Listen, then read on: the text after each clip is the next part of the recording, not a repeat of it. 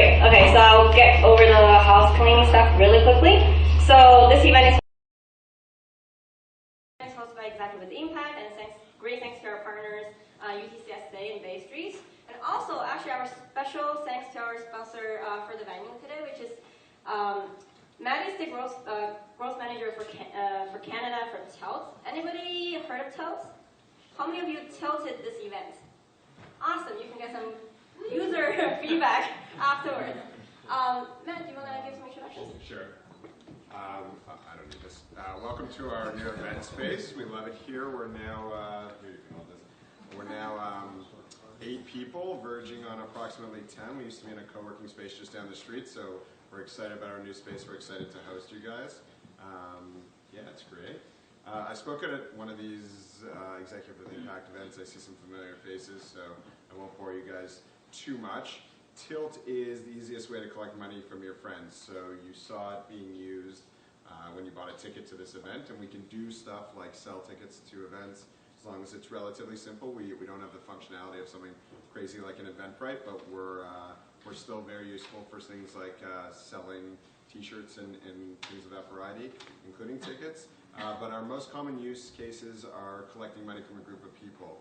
So we do sports teams. If you have a sports team and you're the captain, you have to outlay money and then collect from the people on your team, or if you share expenses with your roommates, or if somebody buys tickets to a movie and everyone has to pay them back.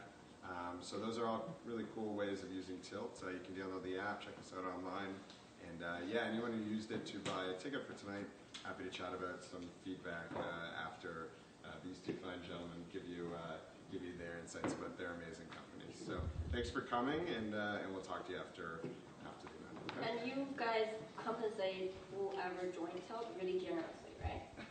Part of your growth strategy? I'm sure that we could come up with a promo code for you fine people should you look to use Tilt in the next little bit. Let's just say something along those lines. Awesome. Okay. Round of applause for Matt. Okay, great. So you guys all read the description. So Derek here is Red Flag Deals founder. He exited the business to Yellow Pages. And Andy is current CEO of 500 Pixel. Just so that I can survey the crowd, how many of you are in the entrepreneurship sort of space today? Great. How many of you are thinking about transitioning into that from a professional environment? Great. How many of you are actually capital people, VC people? Awesome. Okay, so that's the guy you guys want to talk to after. but for June events, we actually have a June events is actually VC night. So if you guys are looking into getting to know VCs and network and know early stage and late stage tech funds and how they vet deals, and come to the next event. So without further ado, actually Derek and Andy, do you want to give a brief introduction to the crowd about yourself, where you're coming from, what were you doing, and what are you doing now? Sure. So I founded Red Flag Deals back in the year 2000. It was really my first kick at the can, and because I was doing something I was passionate about, so I sort of rolled into a business. I sold the business in 2010 to Yellow Pages Group, spent 2 years there, and then I decided to take some time off, spend some more time with family, did a little bit of angel investing. Then last summer, I joined a company called Working, and that was at the early stages around retail, hospitality, shift-based job search, and that's where I am today. Cool. So I'm Andy, originally from California. Moved here 4.5 years ago, 4 winters ago. I count by winters. Previously, I worked at Accenture. Then got my MBA at University of Chicago. Then worked for Goldman Sachs, and then transitioned to more operational roles at Netflix and Chegg in the Valley. And then my wife got a job at Ryerson, moved the whole family over, and then worked as a VC for a year, then ran my own accelerator for a year and a half, and then joined Fire and PX, I guess almost 2 years ago now. So. Just so you know, you guys can ask questions along the way. We won't leave all the Q&A till the end, okay? If you have any burning questions, raise your hands. How many of you know what does Red Flag Deals do? Not bad, not bad. How many people know what the 500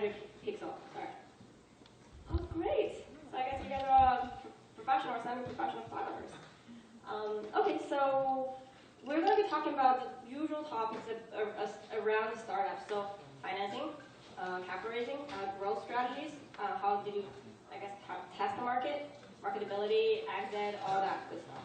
Okay, so let's start with Derek and then Andy. How did you actually come up with the idea, or Andy, how did you end up in this position? How do you know there was something on there that there's potential and you actually stick with it?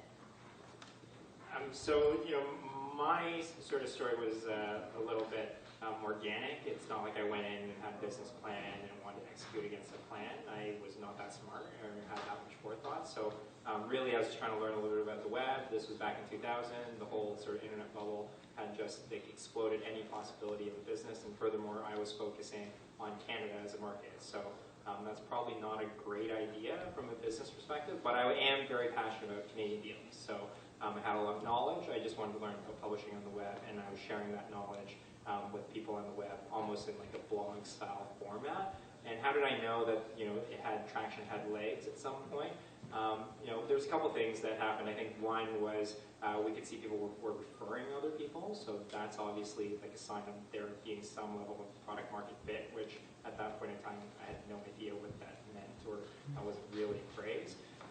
But the fact that people are willing to tell other people about it and are getting value out of it is obviously huge. And then I also get advertisers who contacted me if I posted a deal for a company and it drove some sales for them, they would follow back up and say, how do we get more of those sales? So if they got sales out of it, which in most cases I could not track, and they wanted more, that's a sign that it's working. So there was a little bit of traction that way. And our first advertiser, which was NCIX.com, is actually still an advertiser on Red Flag Deals today. So they still continue to get value, and I'm very proud of that as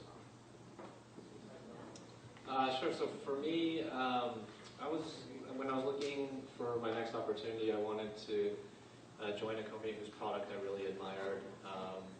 That's basically how I decided to join Netflix. I love movies, I love media, specifically digital media. So I wanted to join and learn from a company that did that at a world-class level. And I found the same in 500px. So once you go on the site, or if you interact with any of the products, you just have this visceral feel that the design or the user experience is really well thought out. As I was looking at opportunities, there was a number of companies that came to mind. There's the usual suspect like Shopify, Wattpad, and then 500px. So my criteria for kind of searching for companies was did they have enough venture funding to kind of think big and chase after like $1 billion exit. And then number two is was it e-commerce centric and kind of community building. And that's the two levels I looked at. So, in terms of all the things I would echo Derek said, would be finding that product market fit, making sure that your users love your product and use it, and it's addicting, and that you build these viral and engaging loops into your product. So there's not a lot of tricks to growth, and the Tilt guys nail it pretty well. Is you want to have some virality built into your product, so other people will invite other people. So I think there's kind of those two core things of get somebody to love your product, and then get some other mechanism to have people that love your product share it to other people. You guys made it sound so easy. I know, Derek, when you started, you were in a dorm, right? And you were just a poor student looking for deals, saving money, and it didn't happen on day one. Actually, it took quite a while to get traction. So actually, I want the audience to know exactly what you did, the challenges, the creative stories you had along the way to get you to that milestone. And Andy, for you, I guess the audience wants to know, like, what are the challenges along the way? The growth model, the business model. Are you making money left and right and center? What's the challenges? What are the crazy stories you guys have to overcome in order to get to where you are today? Not just rosy stuff. Yeah, so, I mean, like I said, I didn't go into thinking it was going to be a business, so it's not like I was worried about trying to drive revenue every single day, because if I was, there was going to be no business there anyways. I was fortunate I was in a position where I was attending school and I was doing this part-time, so my expectations were quite low. And for the first like 6 months, I probably had at most 50 people come out to the site, right? And I was still producing content on it every single day. I might have been spending an hour or two every single day. So from an ROI perspective, if I was thinking about it in that way, financially, it's not worth it. And I would probably suggest that if you're going into a startup thinking about how many dollars you're going to make per hour, the numbers might not come back very positive. But you have to be passionate about what you're doing and like what you're doing. And we got a lot of positive feedback on Red Flag deals, and people were happy about deals that they found. People were happy about the fact they were able to drive e-com sales if there were a merchant, and that helped carry you through in those sort of early days, because at least you were getting some positive feedback from somebody. So over time, we were fortunate enough that people were sharing with other people, that we were able to generate a little bit of PR. And so for me, that was one of the big levers that we pushed. I was a student, so I was leveraging the student channels that I have. So I went to Queens. We were in Queens Journal. We were in sort of the Queens commerce papers and so forth. So I would definitely encourage you, if you're part of a particular network, to be able to use that network to at least get the word out for whatever business or opportunity that you're seeking. And then as long as you can see continued growth and traction, obviously have enough runway to see that through.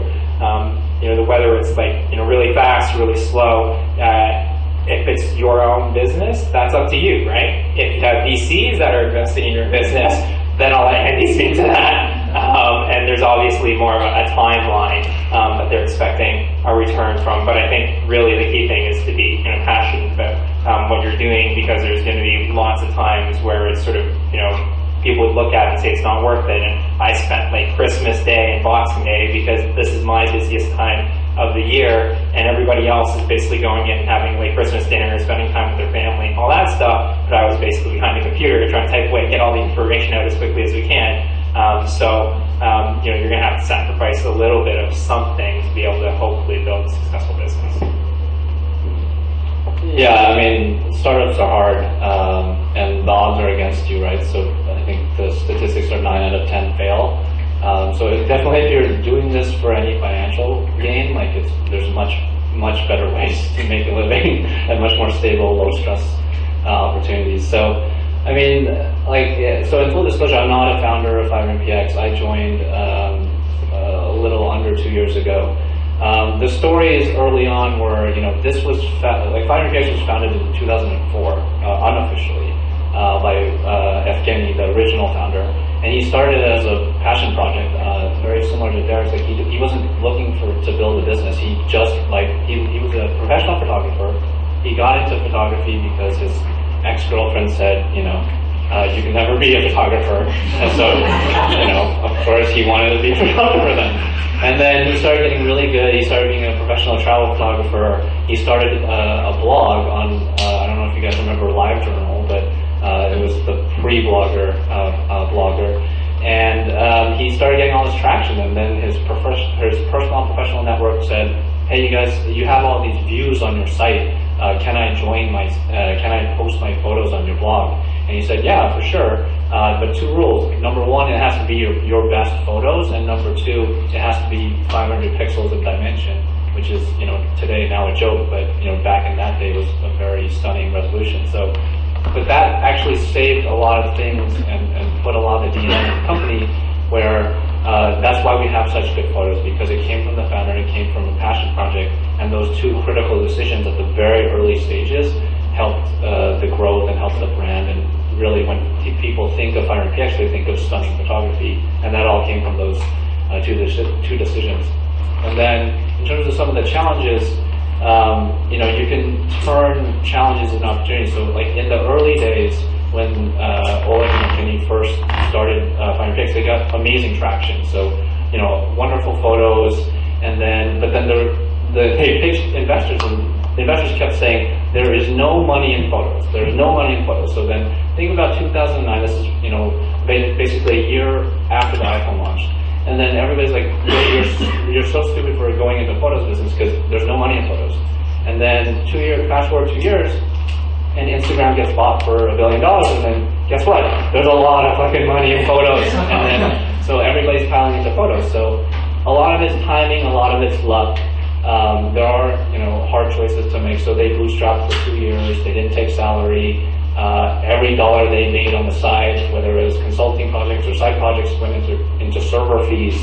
And then their servers kept crashing. And then they said, well, why don't we just stop inviting people into the platform? And then that's kind of the I don't know if you guys remember Mailbox, but that was like the invitation codes. Like that was pre-Mailbox. So they figured out this viral trick of scarcity. So how do you make people want something even more? Is to tell them that they can't have it.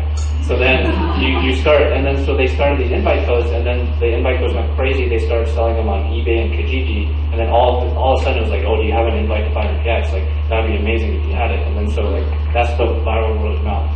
The other trick, not really a trick, but again, like turning an opportunity into, or turning a challenge into an opportunity is in January 2013. Apple pulled us off the the iTunes store because users were complaining that it was easy to access pornography and specifically child pornography.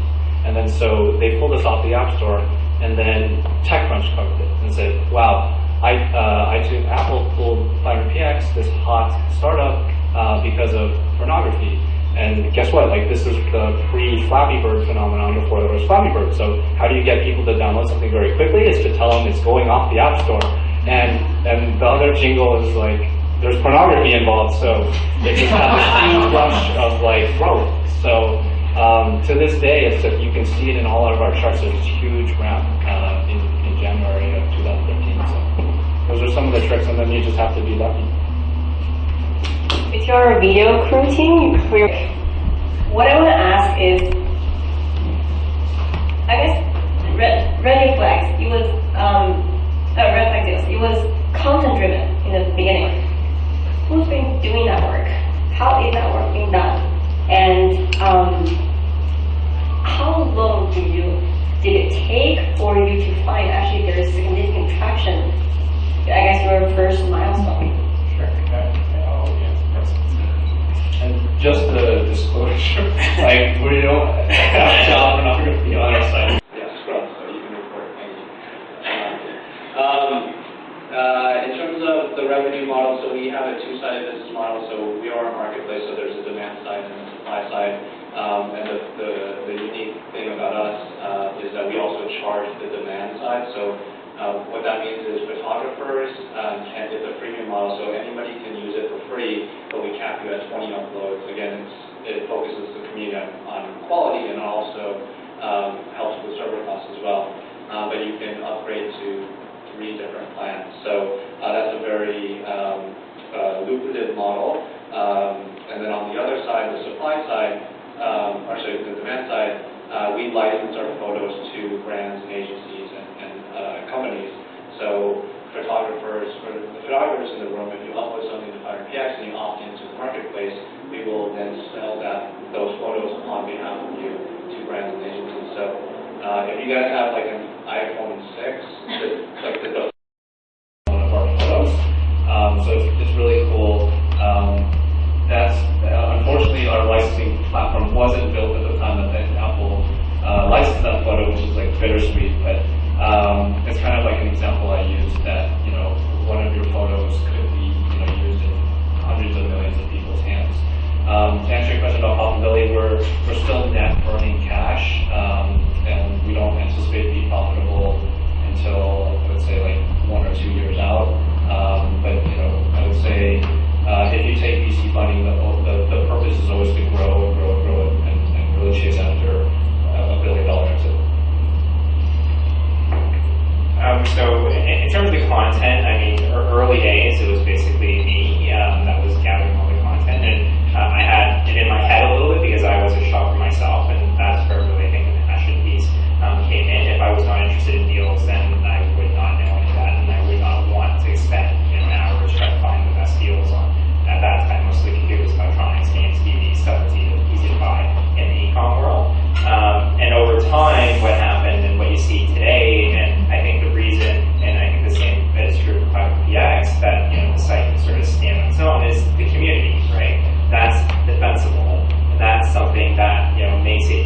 for us to go out and say we have the best content, right? We have the largest community in Canada. They go and instantly find the best deals. There's no way, even if I hired 100 editors, I'd be able to be as fast, as accurate, as informed as these guys are. Hundreds of thousands of people on the street reporting the best deals in, whether it be a single store or a chain or online. You know, this creates the best information, and that for us meant on the editorial side that we became more of a curator, right? So we have all these inputs that were coming from the community, and then we also had inputs that merchants were sending directly to us because they want to get their deals out to the audience as well. So they would send us content in advance of it being sort of live and public and on the street that we could also curate. But our job in the end was to, you know, put the best content in front of people, and for the people that want to wad through and take the time to look at the forums, that's probably the best way. The hardcore guys are going to go do that, but there's also people that don't have, you know, an hour a day to do that, and therefore just want the curated content, and we want to be able to service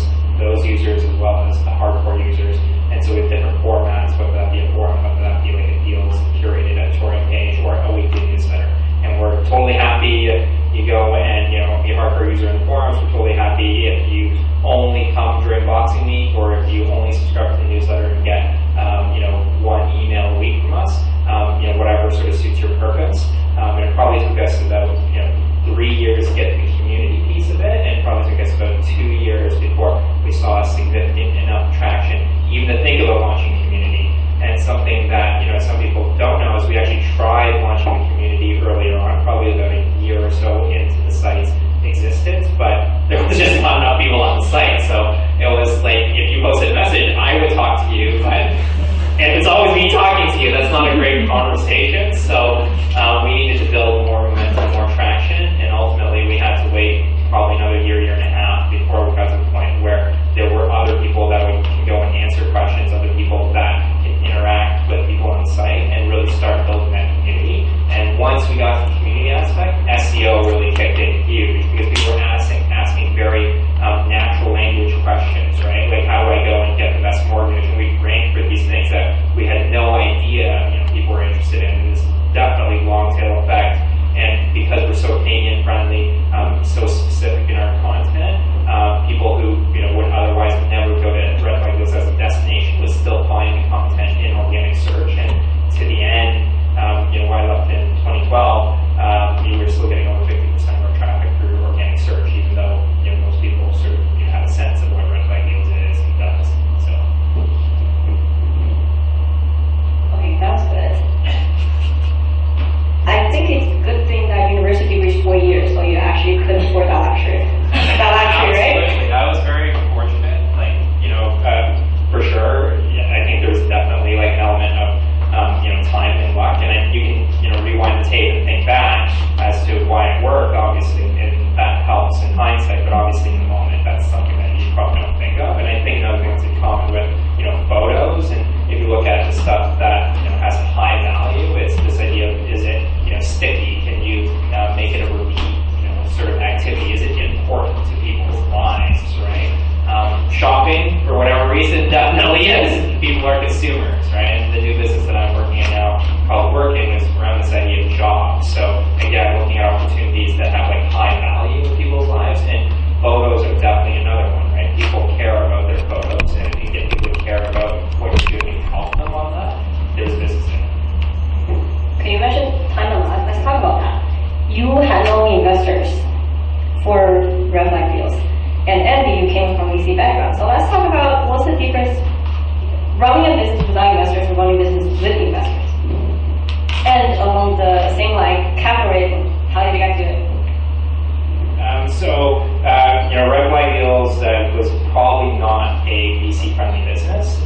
So if you looked at it, we were focused on the Canadian marketplace. It was the year 2000.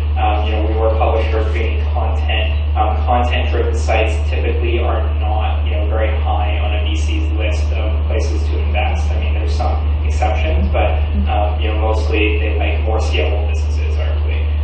So try to raise VC funding or try to raise, you know, seed funding. Maybe we could get a little bit of traction, but by and large, it was not designed to be that type of business, and we could not get to $1 billion exit We did, towards sort of the further years, maybe 2008, 2009, have VCs approach us because they saw that we had some traction and they were interested in investing. And we had that conversation internally, but it didn't really make sense because in order for us to justify the valuation, justify what we could be, we would have to go out there and really enter another market. So if you want to take VC money, I would definitely suggest don't focus on Canada as a Canadian marketplace. You need to think about it internationally. And for any company that you're doing, especially these days, like the borders are much more transparent, right? So there's no reason to focus on, a specific market. You want to build a business, hopefully, that can cross markets. And you've seen how fast, like guys like Rocket Internet can replicate businesses. So the faster that you can go as well, when you hit on something that has product market fit, and this is where I think the VC money comes in to really accelerate the business, that's the opportunity. Really quickly with the new business working, we are going out and, raising money. We've raised about $1 million in this seed round. And this time around, we did. So if we went out and tried to raise VC funding or tried to raise, seed funding, maybe we could get a little bit of traction, but by and large, it was not designed to be that type of business, and we could not get to a $1 billion exit. We did, towards sort of the further years, maybe 2008, 2009, have VCs approach us because they saw that we had some traction and they were interested in investing, and we had that conversation internally, but it didn't really make sense because in order for us to justify the valuation, justify what we could be, we would have to go out there and really enter another market. So if you want to take VC money, I would definitely suggest don't focus on Canada as a Canadian marketplace. You need to think about it internationally, and for any company that you're doing, especially these days, like the borders are much more transparent, right? So there's no reason to focus on, a specific market. You want to build a business, hopefully, that can cross markets, and you've seen how fast, like guys like Rocket Internet can replicate businesses. So the faster that you can go as well, when you hit on something that has product market fit, and this is where I think the VC money comes in to really accelerate the business, that's the opportunity. Really quickly with the new business working, we are going out and, raising money. We've raised about $1 million in this seed round. And this time around, we did that from the start with the intention of trying to take it, global, trying to become like an industry standard for this particular shift-based retail hospitality space. And so we're going more for like, hitting a home run versus being a, self-sustainable, profitable business based on revenue.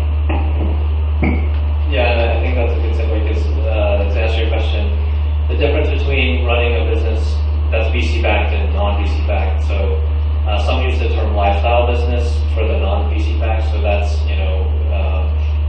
the misnomer that you want a nice lifestyle that you'll make enough to make yourself happy and then, not worry about anything else. On the flip side, the VC business, the investors are investing in your company and in you to generate a return. So usually that return for VC funds is on the horizon of 7 to 10 years. So they expect some exit potential within that time frame. The main difference is that you'll have a board that governs the company and also yourself as the CEO. So really, this board is which you'll also be a member of usually. Will govern you. So just to give you a real life example, our board is 5 members, 2 investors, 2 from the company, and an independent board member. So generally the independent is an independent kind of neutral party, but that usually sides with the founders, that kind of board of management that pulls you in, and so you can have a 3 versus 2 if it ever came to that. So generally you'll have to report on metrics, the financial health of the company, the future, the vision, each quarter. And so that governance is really the very key difference in the expectation that you'll keep growing at a certain pace, both from a user growth perspective, revenue growth, and the valuation perspective. Okay. I guess 2 unique things to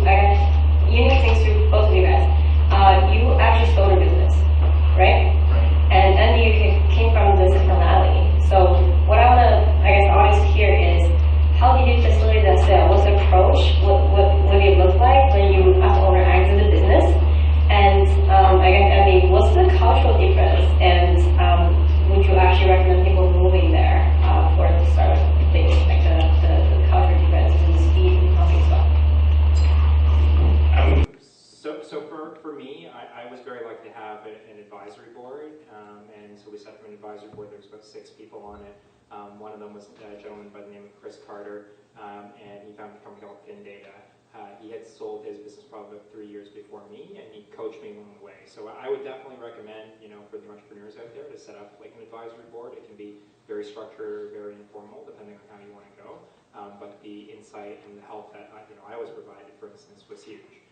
So he walked me through a bit of the process that he went through, and it just so happens that his company was also targeted by like similar companies that would buy Red Flag deals. So for us, we thought about it and said, okay, if we're a Canadian-focused, deal site publisher in the content creation space, who would buy us? And there were probably maybe 10 possible targets, right? They would be your sort of Val Rogers, TELUS, Chorus, guys that are like Quebec Core, Transcon, Torstar, and maybe 1 or 2 more. And that was probably it, right? Like that had enough, money and dollars that made sense for us to exit. That's like a profitable business. We didn't need to be sold. We could have been, a lifestyle business, arguably, and just continued along and continue to build the company. But if any of those companies approached us, we had set our 3-year, 5-year targets. And if somebody approached us in this basket, we would talk to them because that might be 1 out of 10 people that we could possibly talk to sell the business, right? And then we thought about, what was the value that we could provide. We weren't looking to sell the business. People started approaching us. There's definitely a lot of Canadian media companies that wanted to pick up more assets, more value, especially in the Canadian space. So they would approach us. We'd have the initial conversation, and we actually went through a conversation with one company where we were unprepared, and we probably blew the deal, right? There might have been a deal there that we could have sold the company maybe a year earlier, but we didn't know how to have the conversation, and so it was only until afterwards that we sort of learned a little bit.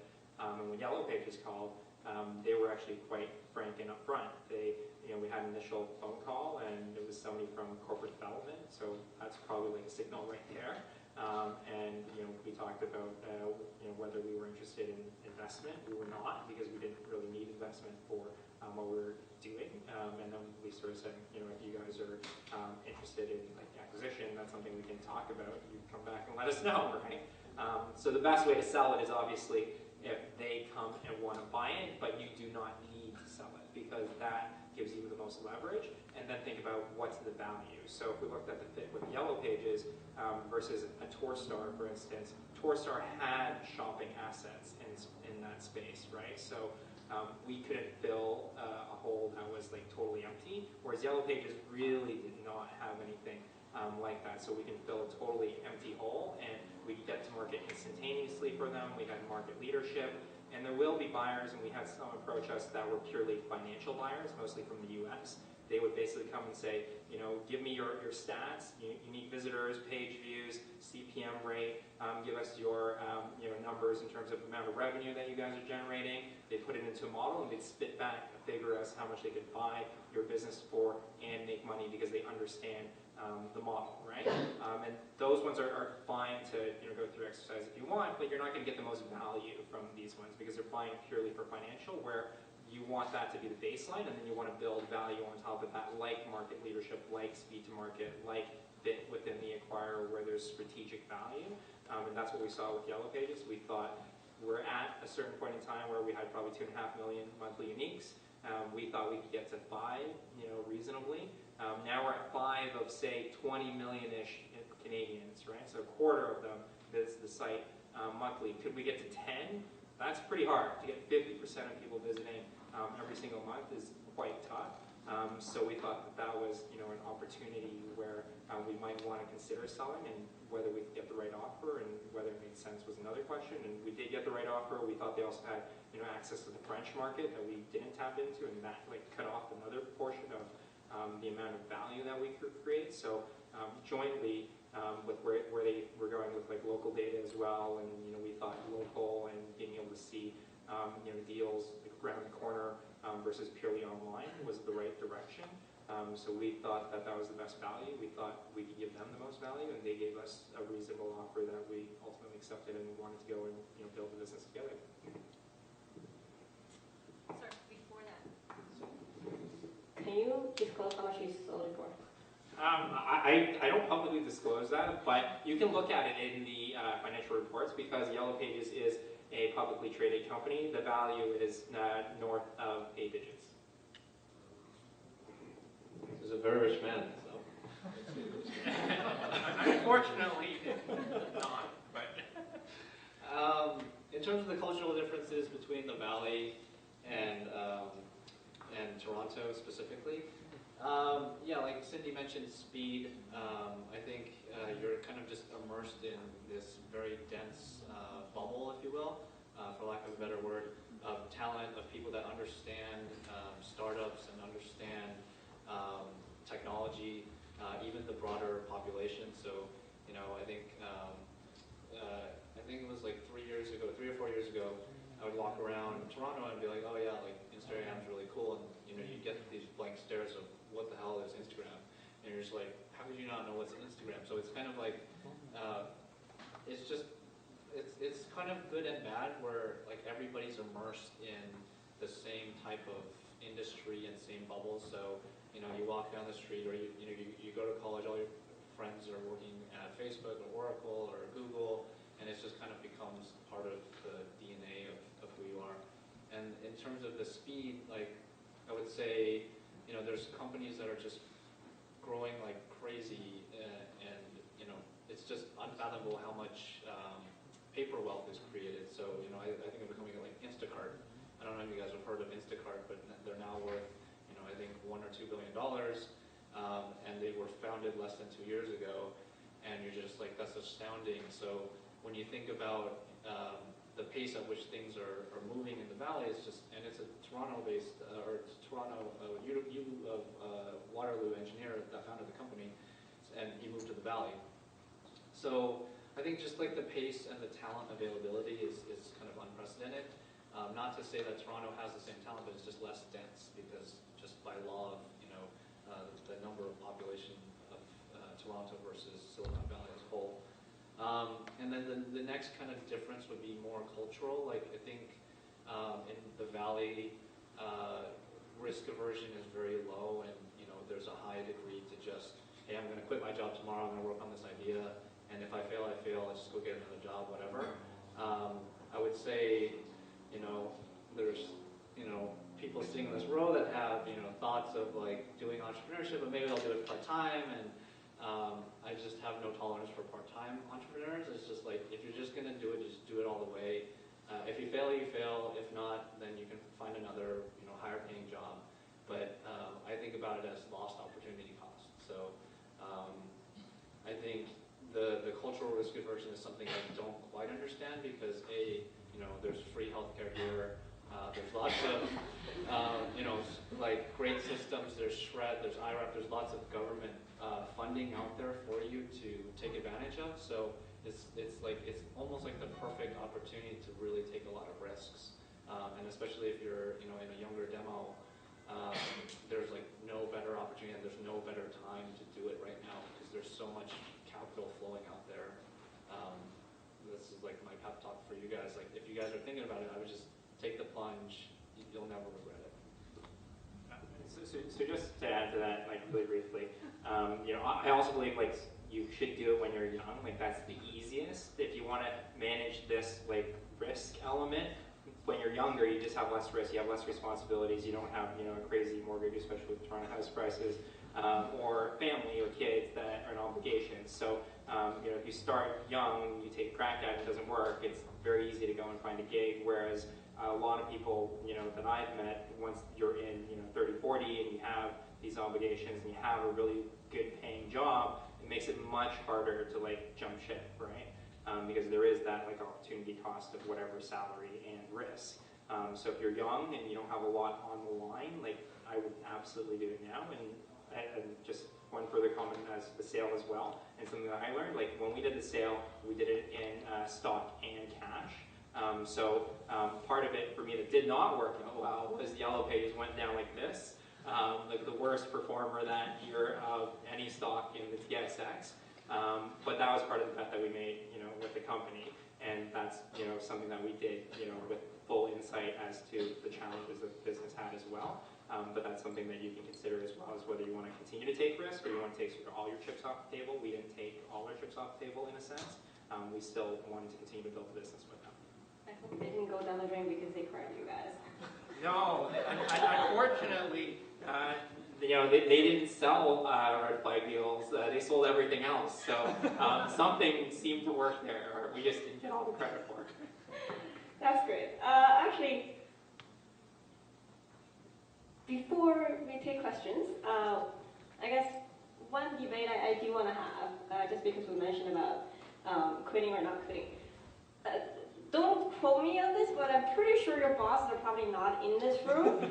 How many of you have actually debated or are thinking about jumping into entrepreneurship full time? Very good. How many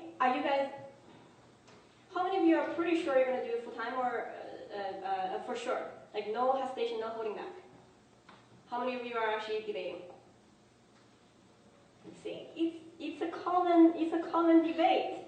I know where you guys stand, but just playing devil's advocate, are there anything that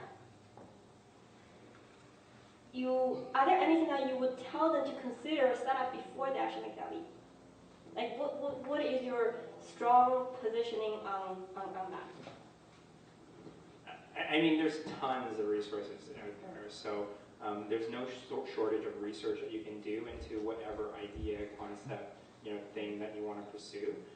So I think it's, once you get over the leap of whether you're interested in going down that path or not, the other thing that you definitely want to do is validate what you're going to make the leap with, right? So that's something, with the internet these days that you can probably do a handful of research, talk to a bunch of people, connect with people on LinkedIn, and get some sense of, is there something there, quite quickly before you make the leap. So I'm all in favor of making a leap, but do a little bit of research as well so that you're pursuing something that hopefully has like a positive outcome. I will only put one caveat out there: is if you're passionate about it, that is the only thing that matters. It's kind of too young of a crowd, but it's kind of like if you have kids and there's all these baby books, and then they tell you, don't feed your baby past 9, and then you'll find another book that says always feed your baby after 9, or like it's just like you'll find all these contradicting advice. So like just drown out all the noise. If it's something you're passionate about, there are no caveats. Just do it. Like just fucking do it.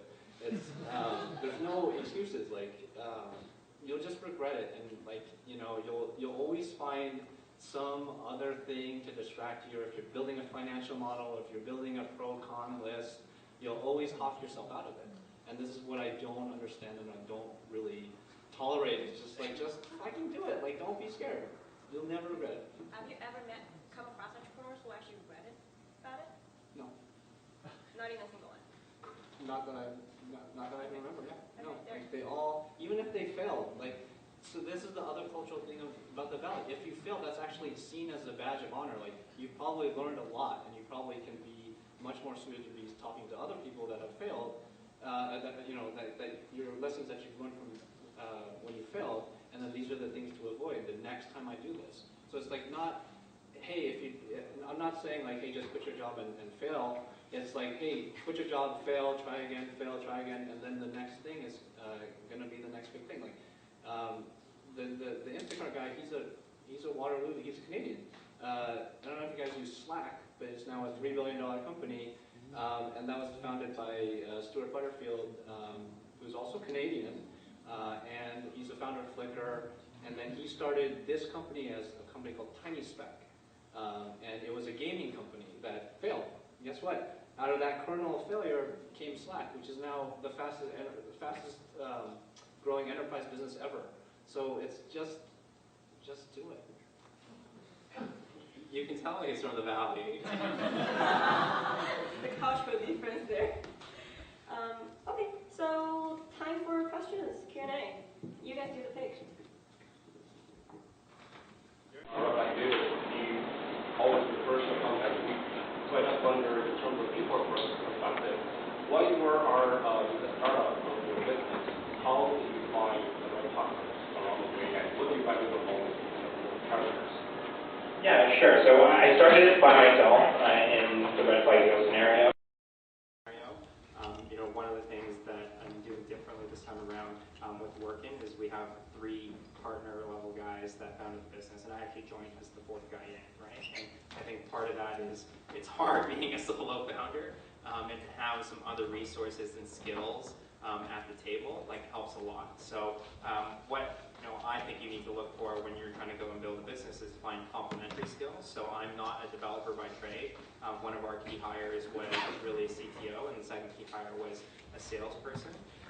The traits that I'm looking for are certainly honesty. I mean, at the beginning, when you guys are just trying to make this thing work, everybody has to be very honest with people, have to be very direct. There's no sort of place for it to be political in a small sort of startup, scrappy organization. So I do want people that tell me that they think I'm wrong, right?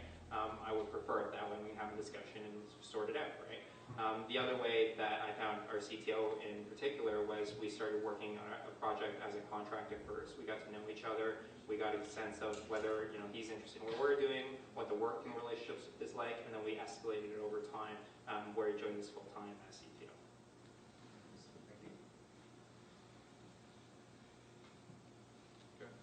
So I actually had a question about, you mentioned that it's great to jump into your venture and jump into entrepreneurship.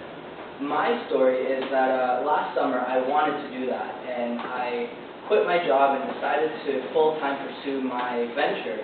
However, my savings were slowly starting to go down. I didn't have support from my parents in terms of financial support, and I commute every day. I have to eat. How are you able to work full-time on your own venture before it was profitable, before you had ventures, without having any side income? Because I tried that and I ran out of money and then I had to get a job. So I was a student, so I was lucky I could bide my time. I had 4 years to make it work before I needed to generate income, but I think this is a great question for Andy. It depends on your venture. Can you manufacture revenue as a services business to keep the lights on? Maybe the market's telling you that your venture isn't a successful one, to fail and start over and do something else. But if this is something that you're passionate about, then I would just keep at it, and I'm sure your friends will feed you, your parents will feed you.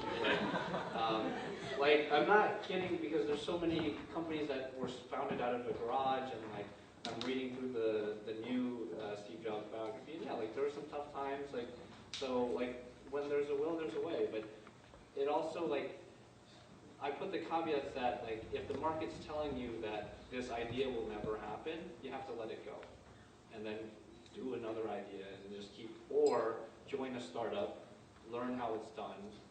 Then if there's a successful exit, then you become part of this network, and then you have a win under your belt. You learn under people that have been there, done that before, come on through the whole chain, and then you're better equipped to do that. And that's the missing piece, I would say, culturally, that's different from the Valley. And here there's a lot of ex-Facebook people, ex-Google people that are now founding their next ventures.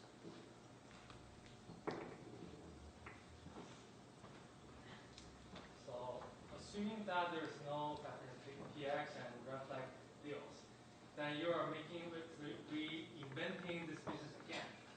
What's your strategy to grow the company to 10,000 active users? What's the step 1, step 2, step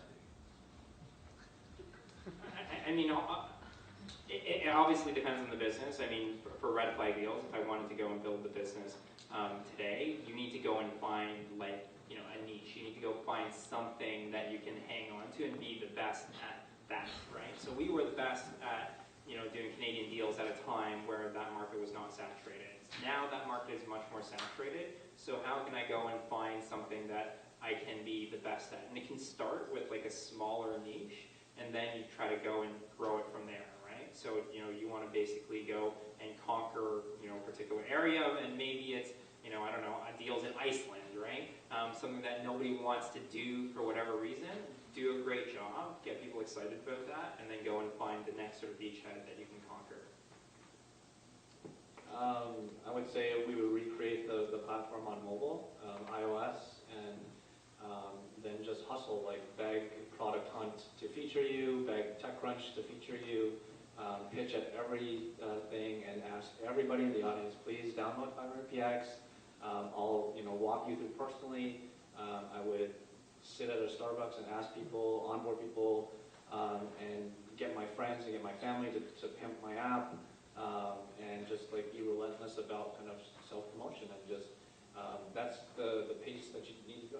Every person you talk to is an opportunity, and your friends will probably get bored of talking to you, but like you gotta Make new friends. Yeah, exactly. Make new friends. You network. Every opportunity is an opportunity to tell about what you do, your app. You're always ready to pitch. You're like, hey, let me tell you about my app. Like, let me tell you about my business. Like, that's just the pace like that you have to move at. I just wanted to add a little bit, like I think one of the other neat things today that I see more of is that people sort of pre-validate their business before they sort of start it. And they can even do that with like sales, right? So Kickstarter is like the obvious example. You can go on Kickstarter, find people that are passionate about what you're passionate about. You could have a drawing on a piece of paper and people will give you money to go and do this thing. So that was not possible back in the day. Now that can happen if you can pre-sell people on your idea and get them excited by it. You can like have a strong footing like right out of the gate, and that's like instant traction, right? And then you can go and lose money like the guys at Pebble, or you can go and continue on and just build the product, deliver the product, and do it how you want. You mean Tilt, not Kickstarter, right? Yeah, Tilt as well. Sorry. We can scrub it from the video. So Derek, you mentioned building an advisory board and then getting mentors to help you along the way. So I'm doing my stuff full time, so I fucking did it. Right now I have probably like 10 mentors. Depends on where they come from. They're telling me different things, right? One of them telling you you're supposed to a product, the other one telling you you're supposed to grow. So how would you weigh their feedbacks in that sense, and how would you make your own judgment from there? I mean, you want to have, my opinion is you want to have, diverse opinions. You don't want them to all tell you the same thing. Part of it is sort of for you to judge based on the data and the feedback. So, as much data as you can collect from whatever the product is, from end users, that will help you support whatever, comment that they make, whatever decision that you make. Obviously have varied backgrounds as well. So if the guy who has a history of successfully building, marketing-oriented companies gives you a marketing-oriented concept, you might weigh that obviously a little bit more. But I think you should use it as a check against all your other data and see if that makes sense. And then to the extent that you can go out and test things, right? So how do you experiment with whatever their suggestion is before you sort of go full board trying to implement it and take up dev resources or whatever else that it takes to be able to make it a reality. I'm also curious as well, think about different opinions, and when we talk about VCs for Andy, I'm curious how you guys landed Andreessen Horowitz, and also what type of involvement they have with you. So I came in after the A round, but I did make the introduction. So Andreessen looks for growth, and so we had a fantastic growth story of some of which I've told you about, and they're intrigued on the platform, and they felt that we had a massive opportunity to make a splash in photography. It's a space they know well, so they invested in Instagram and their competitor PicPlease. So they feel there's immense value in content, and there's immense virality in content. And then as they are an amazing investor. Our board member is Jeff Jordan, who we share with Tilt. He knows marketplaces hands down. So he's a legend in the Valley. He's ex-eBay. He championed the PayPal acquisition, which is now legendary. Ran OpenTable, so he has just wealth of experience. Andreessen as a firm is you're like a kid in the candy store. So they have now 150 people dedicated to marketing, to PR, to hiring, to recruiting, to campus recruiting, to capital raising, to marketing. So they have this endless market. It is a pool, so they'll never push anything on you, but you can always, when you need help or any introduction, they can facilitate basically any introduction you would dream of. market briefings where they'll say like, hey, meet the CEO of, I don't know, pick a company like Johnson & Johnson. And then they'll basically have 20 of their portfolios come and cycle through, and you'll pitch the CEO of these amazing companies. So yeah, like there's no better investor in the world.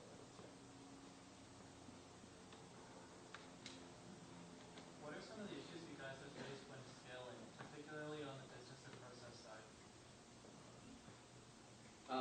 I would say it all comes down to people and aligning people towards a central mission, especially when things get really chaotic or busy. You want people always kind of aligned and communicating well. So that's one of the biggest issues that we continually face is, are people on the same page? Are they communicating well? That is why we use Slack, to make sure everybody's rowing in the same direction. That continually was a problem for us and continues to be. So I think there's just so many moving parts when you're scaling, and servers are going down, you can't handle the growth, or the flip side is how do you manufacture growth, and how do you kind of get the next generation of users for us or buyers on maybe for Derek, but for me, in my experience, it all comes down to people and team unity and getting people to make sure that they're working hard towards the same goal. I would agree. I think it's people as well. So we only got to about 15 people before we're acquired, so nowhere near the scale of PX. But even from going to 8 people to 15, you start having to introduce process and more like HR, and so that was probably like the biggest leap for us, where you wouldn't, for one, know what everybody was doing because they weren't, in the same space or close enough to it anymore. So there had to be a little bit more structure and reporting, and to do things like performance reviews, which I had never done in my life, especially on the other side, right? So how do you integrate some of these processes? And that's again where like the advisory board was really helpful, and they could actually give me like forms they've used in the past actually for performance reviews, because otherwise, it's sort of deer in headlights sort of scenario, because I've just never done that before.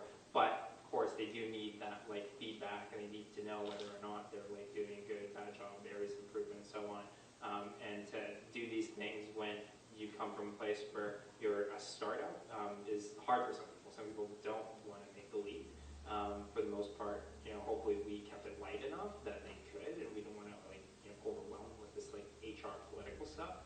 But trying to keep that stuff at bay for as long as you can, but while still being organized as a job for us. I have 2 questions. One question for Andy, one question for Derek. So Andy, what made you move from US to Canada? And Derek, where did you get your inspiration on working in the current venture that you're working on? Usually I'll give people 2 guesses, but I moved for my wife. She's a professor. She got a tenure track position as a professor of psychology at Ryerson, so that's when we moved. It was like I was working at Chegg, which was barreling towards an IPO, so it was a tough move, but as they say, happy wife, happy life. That's awesome. You're a much better husband than I am.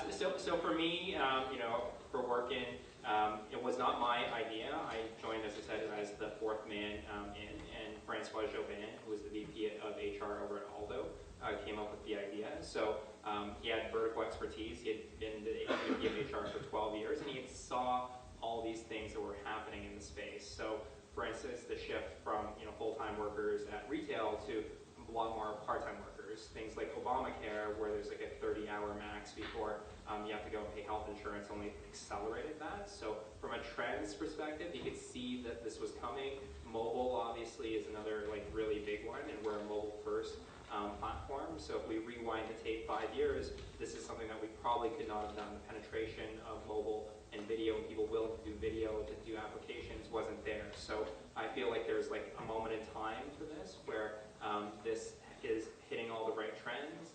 There isn't really an established network that's a go-to, that's top of mind for people in the shift-based retail hospitality space. that has been, more or less, abandoned in some ways. So there's white space. And if you think about the jobs that are out there, the vast majority of jobs in terms of numbers and the number of hires and the turnover is in this like service-based sector, and it's only increasing. So market opportunity, how do we help people, match in that marketplace, which I have some experience with. And we're even doing some things around rewards, which obviously with deals and so forth, I have some experience with too. Yeah, I have a question. Like, when did you make your first hire, and how did you know you have to make the hire, and where's the money coming from, and how much you pay for them, and how you draw the attention, or how you can recruit those talents, but you can't pay them compared to the market value. Right? Like, how do you really bring all the talents in without giving them a lot of compensation? So, I mean, two tracks. Like, for me, with Red Flag Deals, like my first hire was basically a friend of mine who was doing me a favor and not making market anything, and it was just something that we did, for fun, and that we knew each other, and whatever income that we had coming in, it was going out, whether it was to him or to marketing, advertising, and so on and so forth. But it's still driven by, I think, this like passion element. Like, you need to convince people that they should join, your company when they have tons of other options out there, right? Why should they choose you? And if they're talented, they have even more options, right? So if you're passionate with the idea, if you can sort of explain why there's potential for it, obviously the other way that you can sort of pay for that is through equity or options, which is obviously very common as well. Yeah, I would say equity and options. How you know is when you can't do all the things that you can do. You're going to reach your personal bandwidth. So once you reach that stage, or if it's a functional gap, if you don't do sales or if you don't do the technical side, then obviously you have to bring on somebody. So yeah. Two more questions. Okay. Two more. Okay, actually it's a follow-up question to this gentleman there. So Derek mentioned about a team, and Andy was mentioned about joining startups. So my question will be going to the recruiting side. So when you are going to recruit more talented people, as you just mentioned, and what's the talent you are looking for there? And let's say these people you're looking for, or he or she is actually non-tech, but who has passion for tech and who would like to have a social impact in people's life.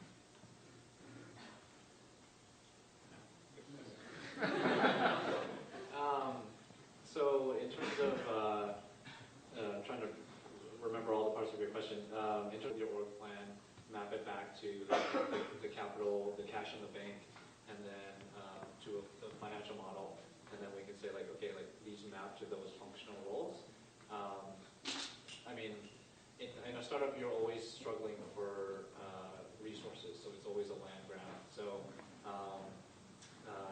you have to map the ask to the reality, because given everybody's super burned out and overstressed and working too much, so they'll ask for more resources than they really need. So there's this negotiation between this is how much cash we have and this is like your ask. But I generally try to trust to a higher client.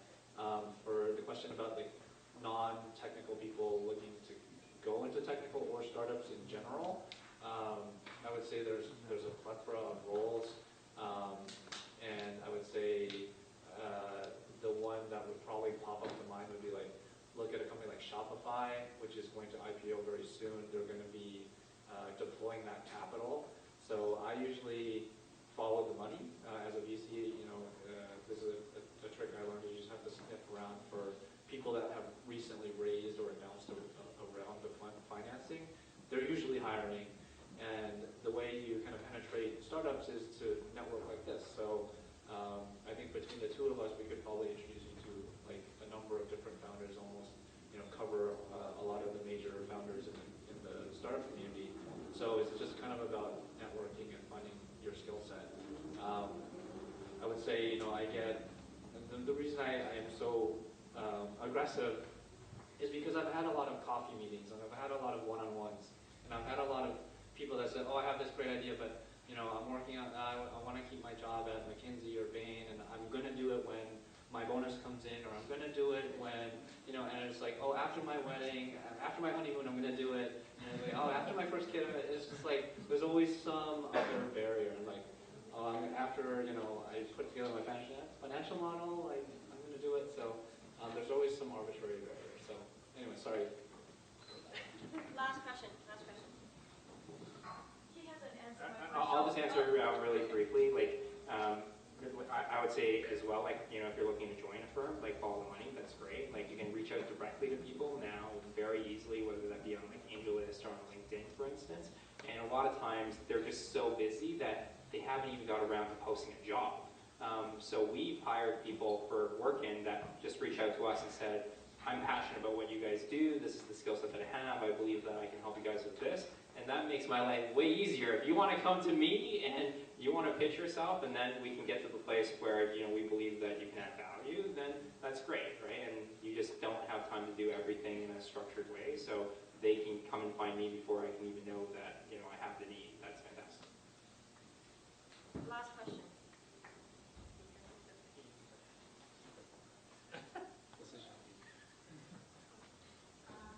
I'm just wondering, for people that want to starting something for the first time, would you recommend join one of the existing startups just to learn about the financing and the infrastructure, the modeling, everything else, or just start, blow everything out, quit your job, and start, like after validation, of course?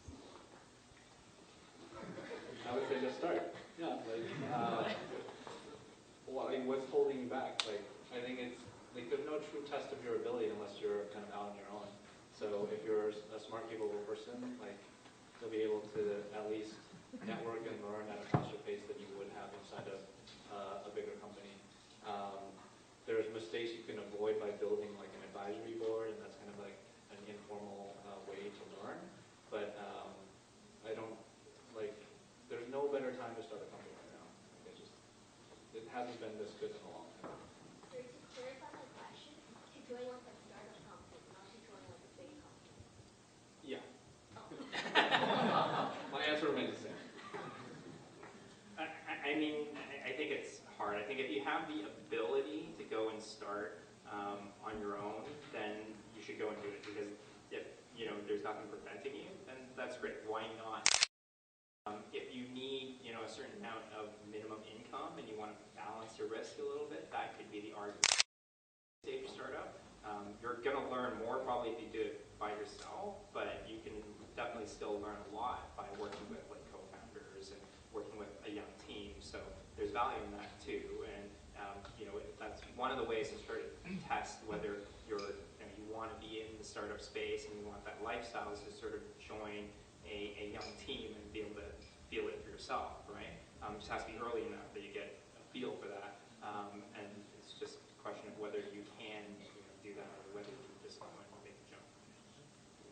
All very valid points. I think it's very obvious who's American and who's Canadian here. I'm sorry. All very, I'm sorry. very valid points. Actually, for those of you, last point, for those of you who have joined our past events, can you think of a repeated theme that really came up in the past few events? Recruiting? Revenue model. Revenue model? Anybody else? It's actually, for me at least, I never got somebody telling me to my face, you cannot do startup part-time. Is that, you guys hold the same position very strongly, right? With a bit of caveat in mind. I like to think of it as, you can do whatever the hell you want, right? So if you want to do it part-time, you're more than welcome to, but you should just realize that the odds are even more stacked against you. It's already, 1 to 10 in terms of opportunity for success. So if you want to do it part-time, that probably just drops the odds, right? You're putting more barriers in front of yourself. And that's okay if you want to go in and do that with your eyes open, would be my perspective. I think you guys know my perspective. Yeah, I think it is why not, and then I understand financial concerns, but I think about it as if you're working towards a massive opportunity, then you're wasting more of your time in your life working for somebody else and not having control of your own destiny.